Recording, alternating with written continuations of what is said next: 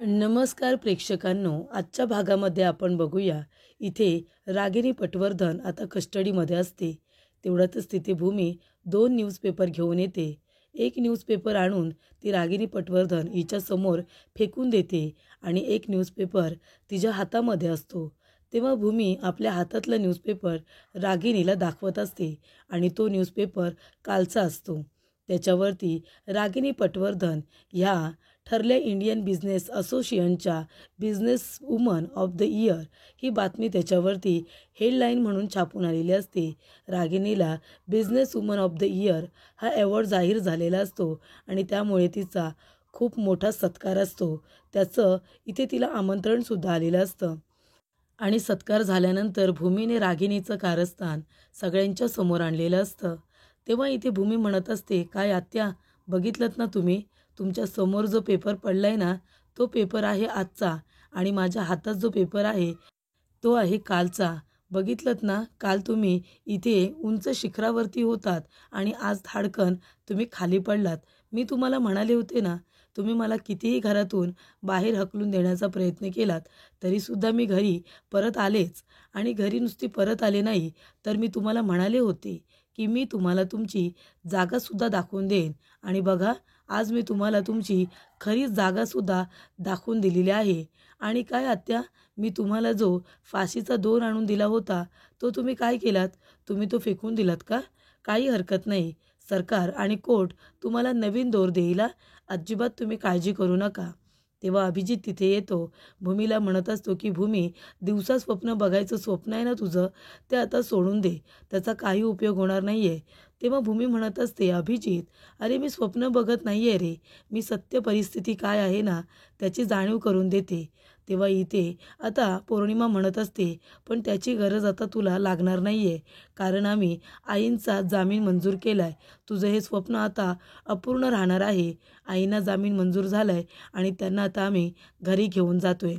तेव्हा भूमी म्हणत असते, पण हे कसं शक्य आहे? त्या गुन्हेगार आहेत खूप मोठ्या आणि हे सगळं मी सिद्ध केलं आहे आणि हे दोघेजणं त्यांचे साथीदार आहेत, त्यांना भेटलेले असतात. तिघंजणं मिळून गुन्हे करतात आणि तुम्ही त्यांना सोडताय. तेव्हा इथे हवालदार मॅडम म्हणतात की हे बघा मॅडम, आम्ही हुकमाचे दावेदार आहोत, आम्ही त्यांना इथे ठेवू शकत नाही. त्यांची प्रोसिजर कंप्लीट केली म्हणून त्यांना जामीन मिळवून देण्यात आला आहे, त्याच्यामुळे आता त्यांना इथे ठेवण्यात येणार नाही. तेव्हा इथे रागिनीला आता बाहेर सोडलं जातं. रागिनी खूपच मोठ्या तोऱ्यात बाहेर येत असते तर इकडे आता सगळा महिला मोर्चा बाहेर येऊन थांबलेला असतो. रागिनी पटवर्धन हाय हाय अशा घोषणाबाजी चालू असतात. तेव्हा महिला म्हणत असतात, काय गं, इथे तुझ्या मुलाने आई म्हणून देवासारखी पूजा केली ना तुझी, आईचा मान दिला आणि त्या तुझ्या पुतण्याला मारण्याचा प्रयत्न केलास. अगं बाई आहेस ना तू, बाईचा जन्म घेऊन जन्माला आलीस, तुझे हात कसे नाही गं धजावले कुणाचा तरी जीव घेताना? जन्माला येऊन काय उपयोग काय केलास तू? शरम नाही वाटली तुला एवढं मोठं कारस्थान करायला? अगं बाई म्हणून स्वतःला लाज नाही वाटत का तुला घ्यायला? कारण का आई म्हणून कुठलीही बाई आपल्या मुलाच्या जीवावरती उठणार नाही. आणि ज्याने इज्जत दिली, ज्याने मोठा मान दिला, आई म्हणून मिरवलं, त्या मुलाला मारायला तुला लाज नाही का वाटली? आणि इथे बायका खूपच जास्त संतापलेल्या असतात. त्या रागिनीच्या अंगावरती धावून जात असतात तिला मारण्यासाठी. तर इथे रागिनीची आता पूर्णपणे लाज काढलेली असते. तिच्या तोंडाला काळं फासलेलं असतं आणि तिच्या गळ्यामध्ये चपला हारसुद्धा घातलेला असतो. ह्या सगळ्याची खरं तर गरज होती, कारण रागिनी एवढं सगळं करून सवरूनसुद्धा तिच्यातला माज आणि तिची मनातली भीती अजून कमी झाली नव्हती. एवढं सगळं करून सवरून इथे तिचं कारस्थान सगळ्यांसमोर जरी आलेलं असलं तरीसुद्धा त्या भूमीचा ती राग करत असते, जी भूमी आकाशची बायको आहे आणि तिने आकाशला बरं करण्यासाठी खूप जास्त प्रयत्न केले होते. आणि त्या आकाशच्या जीवावरती जर ही बाई उठलेली आहे तर कुठली बाई तिला सोडेल, कुठली बाई तिला माफ करेल? तरी ती रागिनीला तिची खरी जागा भूमीने दाखवून दिलेली असते. पण इथे आता अभिजितने तिचा जामीन मंजूर केल्यामुळे सगळा प्रॉब्लेम झालेला असतो. पण इथे भूमी म्हणत असते, या बाईला सहजासहजी जामीन खरं तर मिळायला नको होता. हिने जो गुन्हा केलाय ना त्याची शिक्षा तिला भोगायला लागायलाच हवी होती. तेव्हा इथे रागिनीच्या तोंडाला आता काळं लावलेलं असतं. तेव्हा पौर्णिमा आपल्या पदराने ते पुसण्याचा प्रयत्न करत असते. एवढं सगळं झालेलं असलं तरीसुद्धा इथे रागिनी खूपच जास्त ॲटिट्यूडमध्ये सगळीकडे वावरायला बघत असते. पण इथे बायकांनी तिचा माज उतरवण्यासाठी ते प्रयत्न केलेलेच असतात. त्यानंतरला मोठे सर आलेले असतात. तरी इथे सर आल्यानंतर ते म्हणत असतात, हे सगळं काय झालंय आणि तुम्ही रागिनी पटवर्धन यांचा जामीन कसा काय मंजूर केलात? तर पारितोष आता सरांना घेऊन तिथे आलेला असतो. तेव्हा इकडे आता मोठे सर आल्यानंतर सगळ्यांची बोलती बंद होते. तेव्हा इकडे सर म्हणत असतात, तुम्ही यांचा जामीन मंजूर नाही करू शकत, कारण यांचा गुन्हा खूप मोठा आहे आणि इथे भूमी मॅडम यांनी कोर्टामध्ये याचिका सादर केली आणि त्या याचिकेचा मान राखून यांना आत्ताच्या आता तुम्ही अटक केली पाहिजे, कारण यांचा गुन्हा खूप मोठा असल्यामुळे जोपर्यंत कोर्टामध्ये यांचा गुन्हा सिद्ध होत नाही, कोर्ट यांना शिक्षा सुनावत नाही किंवा यांचा गुन्हा सिद्ध केला जात नाही किंवा यांनी स्वतःला निर्दोष सिद्ध केलं जात नाही, तोपर्यंत यांचा कुणीही जामीन मंजूर करू शकत नाही. तेव्हा अभिजित म्हणत असतो, सर असं करू नका प्लीज. तेव्हा सर म्हणतात, आम्ही काही नाही करू शकत, त्यांचा गुन्हा खरंच खूप मोठा आहे, त्यांना सहजासहजी जामीन कसा काय मिळेल? त्यांनी त्यांचे गुन्हे स्वतः कबूल केलेले आहेत. तेव्हा इकडे भूमी आणि रागिनी दोघीजणी एकमेकांकडे बघत असतात. रागिनी तिच्याकडे रागाने बघत असते, म्हणजे कारस्थान केले प्रेक्षकांनो या रागिनीने आणि भूमीकडे ती रागाने बघते. भूमीने इथे खूपच जास्त हुशारीने पुन्हा एकदा तिला याचिका कोर्टामध्ये सादर करत इथे जेलमध्ये टाकलेलं असतं. तेव्हा इकडे बायका म्हणत असतात की रागिनी पटवर्धन हाय हाय, तिला शिक्षा झालीच पाहिजे, झालीच पाहिजे, अशा घोषणाबाजीसुद्धा होत असतात. तेव्हा जिथे आता सर म्हणत असतात की बघितलं तुम्ही, हा जनतेचा आक्रोश आहे, त्यांना सहजासहजी आम्ही बाहेर काढू शकत नाही, त्यांना त्यांच्या गुन्ह्याची शिक्षा आधी तरी झालीच पाहिजे, त्यामुळे इथे आता याचिकेनुसार त्यांना पुन्हा तुम्ही कस्टडीमध्येच ठेवायचं. तेव्हा इथे रागिनी जात असताना तिला आठवत असतं कशा पद्धतीने तिचा सत्कार झालेला असतो, कशा पद्धतीने तिला जेलमध्ये टाकण्यात आलेलं असतं. इथे भूमीने तिचं कारस्थान सगळ्यांच्या समोर कशा पद्धतीने आणलेलं असतं, हे सगळं आता रागिनीला आठवत असतं आणि तिचा बदल्याची जी काही भावना असते ती आता मनामध्ये खूपच जास्त वाढत चाललेली असते. तेव्हा इथे अभि येतो आणि म्हणत असतो, आई तू काळजी करू नको, तू बघितलंस ना, एका दिवसामध्ये तुझा जामीन मंजूर करून घेतला होता, पण या भूमीने सगळं पुन्हा बिघडवून टाकलं. पण तू काळजी करू नको, मी लवकरात लवकर पुन्हा इथून तुला घेऊन जाईन, पुन्हा तुझा जामीन मंजूर करेन. आणि हे काय, हे कुणी तुझ्या चेहऱ्याला एवढं काळं काळं लावलं आहे? आणि अभिजित आता तिचा चेहऱ्यावरचं जे काही काळे डाग असतात ते रुमालाने पुसून काढत असतो. तेव्हा इथे रागिनी म्हणते, राहू दे अभिजित, हे चेहऱ्यावरचे काळे डाग असेच राहू दे, म्हणजे माझ्या बदल्याची जी आग आहे ना, ती माझ्या मनामध्ये तशीच जिरपत राहील. तेव्हा इकडे हवालदार म्हणत असतात, गप्प बस तू, जास्त काही बोलू नकोस. तेव्हा इकडे भूमीला आता सर म्हणत असतात, गायकवाड सर, की भूमी मॅडम तुम्ही खूपच जास्त हुशारीने इथे पुन्हा एकदा कोर्टामध्ये याचिका सादर केलीत आणि इथे पारितोष सरांच्या खूपच जास्त अथांग प्रयत्नाने तुम्ही इथे खुद्द सरांनाच घेऊन आलात आणि त्यांनी तोंडाने सांगितले की आता त्यांचा जामीन मंजूर होऊ शकत नाही. खूपच जास्त चांगली आयडिया केली तुम्ही आणि खूप प्रयत्न केलेत रागिनी पटवर्धन यांचं कारस्थान सगळ्यांच्या समोर आणण्याची. हे खरं तर तुमच्या मेहनतीचं फळ आहे की आज रागिनी पटवर्धन ह्या जेलमध्ये आहेत, नाहीतर आता तर त्यांचा जामीनसुद्धा मंजूर करण्यात आला होता. पण पुन्हा एकदा तुम्ही खूपच जास्त चालाकीने आणि हुशारीने इथे तुमचा प्रेझन्स ऑफ माइंड हा खूपच जास्त कामी आलेला आहे. तेव्हा गायकवाड सरसुद्धा भूमीची खूप जास्त मदत करत असतात आणि तिचं कौतुक करत असतात. ते म्हणतात की भूमी मॅडम तुमच्या जज्ब्याला खरंच सलाम आहे, तुम्ही किती मेहनत घेतली होती हे मी बघितलं नव्हतं का? एवढं सगळं केल्यानंतर आज तो दिवस आलेला आहे की रागिनी पटवर्धन जेलमध्ये आहेत, पण तरीसुद्धा हे लोक खूप जास्त प्रयत्न करू शकतात त्यांना बाहेर काढण्यासाठी. तेव्हा इथे भूमी म्हणत असते की गायकवाड सर तुम्ही सुद्धा या सगळ्या प्रयत्नांमध्ये आम्हाला फार साथ दिली होती, तुम्ही 100% आमची मदत केलीत, म्हणून हे सगळं शक्य झालेलं आहे. तेव्हा इकडे भूमीला बोलता बोलता चक्कर येत असते. तेव्हा इकडे गायकवाड सर म्हणतात, इथे बसू द्या त्यांना. भूमी मॅडम तुम्ही इथे बसा, तुम्हाला चक्कर येते ना, तुमची तब्येत खरं तर बिघडली असेल, एवढा दिवस तुमची धावपळ सुरू आहे ना त्यामुळे. तेव्हा इथे भूमी थोडा वेळ बसते. गायकवाड सर तिला पाणी आणायला सांगतात. तेव्हा इथे हवालदार मॅडम भूमीसाठी पाणी आणायला जातात. तर इथे रागिनीचा चेहरा पुसत असताना तिने अभिचा हात पकडलेला असतो आणि ती म्हणत असते की राहू दे अभिजित, हे माझ्या चेहऱ्याला आहे ना काळे डाग असेच राहू दे, कारण एखाद्याच्या मनामध्ये जी बदल्याची आग असते ना, ती असा तिचा अपमान कशा पद्धतीने झालेला असतो ते आठवून आठवून मनातला बदला हा वाढवत असते. तसंच माझ्या चेहऱ्यावरचे हे डाग बघितले ना, की बदल्याची आग ही माझ्या मनामध्ये अशीच चिरंतर चालू राहील.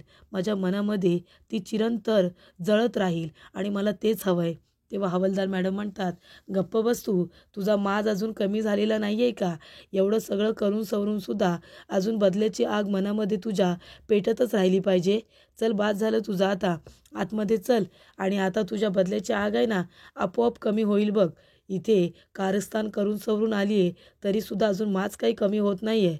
थांब तुझा माज आम्हीच कमी करतो." असं म्हणून हवालदार मॅडम तिला पुन्हा कस्टडीमध्ये बंद करून ठेवतात. त्यानंतर भूमीला पाणी प्यायला दिलं जातं. भूमी पाणी पिते. गायकवाड सर म्हणतात, की "तुम्ही आहे ना गाडीमध्ये बसा. आम्ही तुम्हाला डॉक्टरकडे नेतो आणि तिथून घरी सोडतो." तेव्हा भूमी म्हणते, "नाही गायकवाड सर, मी घरी जाईन. काहीच हरकत नाही आहे." तेव्हा गायकवाड सर म्हणतात, "भूमी मॅडम, दुर्लक्ष करू नका. तुम्ही आधी हॉस्पिटलमध्ये चला, तुम्हाला गरज आहे, आणि नंतर घरी जा."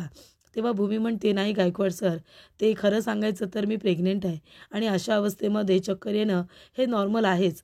पण मी आता घरी जाईन. मला खरंच खूप बरं वाटतंय." भूमी जात असताना तिला पुन्हा चक्कर येते आणि ती म्हणते, "मला असं का होतंय? आज मला जरा खूपच चक्कर येते. काही चुकीचं घडतंय का? असं याआधी मला कधीच झालं नव्हतं. नाही, ही चक्कर काहीशी वेगळीच आहे," असं भूमीला वाटत असतं. तर इथे आकाश आता शांतपणे बसलेला असतो. जे काही त्याच्याबरोबर घडलेलं असतं याचा त्याला खूपच जास्त धक्का बसलेला असतो. त्याने कधीच विचार केलेला नसतो, की ज्या बाईला तो आई अशी हाक मारतोय, ज्या बाईला एवढा जीव लावतोय, ती बाई असं त्याच्या विरोधामध्ये कारस्थान रचत असेल. तेव्हा इकडे मानसी येते आणि म्हणत असते, "भाऊजी, जेवायला चला ना, नाहीतर नाश्ता तरी करून घ्या. तुम्ही काही खाल्लेलं नाही आहे." तेव्हा आकाश म्हणत असतो, "नाही, मला काहीच नको आहे." तेव्हा आजी तिथे येतात आणि म्हणत असतात, "आकाश, अरे असं काय बोलतोयस तू? भूमीने काय सांगितलंय तुला? आधी तब्येत महत्त्वाची. जे काही घडलंय ते सगळं विसरून जायचं आणि नव्याने सुरुवात करायची, असं सांगितले ना तिने." तेव्हा आकाश म्हणत असतो, की "आजी, हे एवढं सोपं नाही आहे. जे काही घडलंय ते विसरणं खरंच इतकं सोपं आहे का?" तेव्हा आजी म्हणत असते, "अजिबात नाही. जे काही घडलंय ते विसरणं अजिबात शक्य नाही आहे. मी तर कधीच विचार केला नव्हता रे. रागिणीने माझी कूस नाचवली. तिने खूप मोठं पाप केलं आहे आणि त्याचा त्रास आपल्याला सगळ्यांनाच भोगावा लागतो आहे." तेव्हा आकाश म्हणत असतो, की "आजी, अगं मी हे कसं विसरू? ज्या बाईला मी मनापासून आई अशी हाक मारायचो, तिने माझी घेतलेली काळजी, तिने मला भरवलेला तो प्रत्येक घास, हा सगळा खोटा होता, हा सगळा स्वार्थ होता. तिने हे सगळं मुद्दामून केलं होतं प्रॉपर्टीसाठी." तेव्हा रागिणी म्हणते, "हो ना, म्हणजे जिला आपण घरातला सगळा मान सन्मान दिला, तिनेच हे घर उद्ध्वस्त करण्यासाठी किती प्रयत्न केले होते." तेव्हा आकाश म्हणत असतो, "ती माझ्या आयुष्यातली 7 वर्ष पूर्णपणे व्यापून ठेवली होती. तिने हे सगळं कारस्थान केलं. माझे आई-वडील, कित्येक लोक यांना तिने मारून टाकले आणि मी भूमीला या सगळ्यामुळे त्रास दिला." तेव्हा आकाश म्हणत असतो, "आजी, आणि हे सगळं सहजासहजी विसरून जाणं कठीण आहे गं. मी नाही विसरू शकत." तेव्हा आजी म्हणत असते, "आकाश, पण तुला आता ऑफिसला जायचं आहे. भूमीने सांगितलं आहे ना, नाश्ता वगैरे करून तयार होऊन ऑफिसला जा म्हणून. म्हणजे मनातले विचार बाजूला होतील. नाहीतर हे सगळं जे काही घडलं आहे ना, ते सातत्याने तुझ्या डोक्यात आणि मनात चालू राहील आणि या सगळ्यामुळे तुलाच त्रास होणार आहे आणि हे चांगलं नाही आहे." तर इकडे अथर्व येतो आणि म्हणतो, "आकाश, ह्या सगळ्या फाईल घेऊन आलो आहे मी. म्हणजे आत्तापर्यंत या वर्षभरामध्ये आईने घेतलेले डिसिजन, कंपनीसाठी घेतलेले जे काही निर्णय आहेत, जे काही तिने बदल घडवून आणलेत आणि हे बदल आता तुला चेक करायचे आहेत. म्हणजे जे काही तुला पटणार नाही आहे ते सगळ्याच्या सगळं तुला चेंज करून टाकायचं आहे आणि त्यासाठी या फाईल मी इथे घेऊन आलो आहे." तेव्हा आकाश म्हणतो, "पण या फाईल तू इथे का घेऊन आलेस? कारण मला आता कुठल्याही पद्धतीचं काम करायचं नाही आहे." तेव्हा भूमी म्हणते, "का नाही करायचं आहे? आणि हे सगळ्या फाईल मी इथे अथर्वला आणायला सांगितले आहेत." तेव्हा इथे भूमी आता सगळ्या सकट काम उरकून घेत असते. तिला जे जे काही शक्य असतं ते सगळं ती आता चेंज करण्याचा प्रयत्न करत असते. इथे अभिजित म्हणत असतो, की "प्लीज वकील साहेब, प्लीज माझ्या आईला जामीन मंजूर करून द्या. तिची केस तुम्ही लढायला घ्या. मी तुम्हाला सगळं काही सांगतो जे काही घडलं होतं ते." तेव्हा इथे अभि खूपच जास्त चिडलेला असतो. पौर्णिमा म्हणते, "काय झालं? एवढी चिडचिड का करताय?" तेव्हा अभिजित म्हणतो, की "सगळे वकील तेच म्हणतायत, की ही केस तर खूपच जास्त ओपन आहे. हारणारी केस आम्ही का घ्यायची? ही केस जिंकण्याचे अजिबात काहीही चान्सेस नाही आहेत." तेव्हा इथे पौर्णिमा म्हणत असते की मग आता काय करायचं आपण. तेव्हा अभिजित म्हणतो, काय करायचं म्हणजे मी माझ्या आईला जामीन मिळवून देण्यासाठी वाटेल ते प्रयत्न करू शकतो. आणि त्याच्या मोबाईलला जो फोटो आलेला असतो तो फोटो तो बघतो आणि म्हणतो की चला आता आईला लवकरात लवकर जामीन मिळवून देण्यासाठी या फोटोचा उपयोग करायला हवा. पौर्णिमा म्हणते, अभिजित एवढ्या गडबडीमध्ये तुम्ही आईचा फोटो काढलात, हे चपला वगैरे घातलेला. तेव्हा अभि म्हणतो, तू वेडी आहेस का पौर्णिमा, मी फोटो काढलेला नाही आहे. कोणीतरी इतक्या माणसांमध्ये फोटो काढला असेल आणि मला पाठवला आहे तो फोटो. हा फोटो बघितल्यानंतर मला इतका राग आलेला ना, पण आता राग नाही करायचा आहे, तर या फोटोचा आपल्याला उपयोग करून घ्यायचा आहे. याच फोटोची बातमी करून घ्यायची आहे मला. तेव्हा पौर्णिमा म्हणते, या फोटोची बातमी तुम्ही कशी करणार आहात. तेव्हा इथे आता अभि म्हणत असतो, तू बघ ना आता मी या फोटोची बातमी कशी करतो ते. आणि तो आता प्रेसमध्ये फोन करून ही नवीन बातमी छापायला सांगतो. तर इकडे अभिजित खूप जास्त प्रयत्न करत असतो रागिणीला बाहेर काढण्यासाठी. तेव्हा इथे भूमी म्हणत असते की आकाश, हे काय बोलतोयस तू, तू का या फाईल चेक नाही करणार आहेस. तेव्हा आकाश म्हणतो, कारण माझं लक्ष नाही लागणार आहे. मला आता हे आर्थिक आणि मानसिक नुकसान जे काही झालं आहे ना, ते मला नाही बघायचं आहे आणि ते मला भरून काढता येईल की नाही मला ते पण माहिती नाही आहे. तेव्हा भूमी म्हणते, आकाश तू असं कसं बोलू शकतोस. हे बघ, जे काही आपलं मानसिक नुकसान झालेलं आहे ते आपण भरून काढू शकत नाही, पण आपलं आर्थिक नुकसान तर आपण भरून काढू शकतो ना आकाश. अरे जे जे काही बदल घडून आणले होते ते तू चेक कर. हा बिझनेस तुझ्या वडिलांनी इथे रक्ताचं पाणी करून उभा केलेला आहे. त्यांची एवढी मेहनत आहे या सगळ्याच्या मागे. मग आता तुला हे सगळं चेक करायला नको का आकाश. तेव्हा इथे अथर्व म्हणत असतो की आकाश, भूमिताई बरोबर बोलते, तुला या फाईल चेक करायला हव्यात. तेव्हा आकाश आता इकडे फाईल चेक करायला बसतो. तर पुढील भागामध्ये आपण बघूया, इथे रागिनी पटवर्धन घरी आलेली असते. तेव्हा आकाश म्हणत असतो की आई असणं आणि आईसारखं असणं याच्यामध्ये खूप फरक आहे आणि तो फरक तू दाखवून दिलेला आहेस. आता मी तुला या घरामध्ये ठेवणार नाही. तुला जामीन मंजूर झाला आहे, तू घरी परत आली आहेस, पण तुझी शिक्षा हीच असेल की तुला आता मी या घरातून आणि आमच्या आयुष्यातून आता बाहेर कायमचं काढून टाकतोय. तेव्हा भूमी आता रागिणीचा हात पकडून तिला घराच्या बाहेर काढते. तिची बॅग फेकून दिली जाते आणि ती म्हणते की आता तुम्ही आमच्या आयुष्यातून कायमचं निघून जायचं आणि हीच तुम्हाला दिलेली शिक्षा असेल. तुम्ही पुन्हा आमच्या आयुष्यामध्ये ढवळाढवळ करायची नाही. माझ्या नवऱ्याला आणि माझ्या घरच्या लोकांना त्रास द्यायचा नाही. माझ्या नवऱ्याकडे आणि माझ्या घराकडे नजर वर करून बघायचं नाही, लांब राहायचं, असं भूमी रागिणीला म्हणते.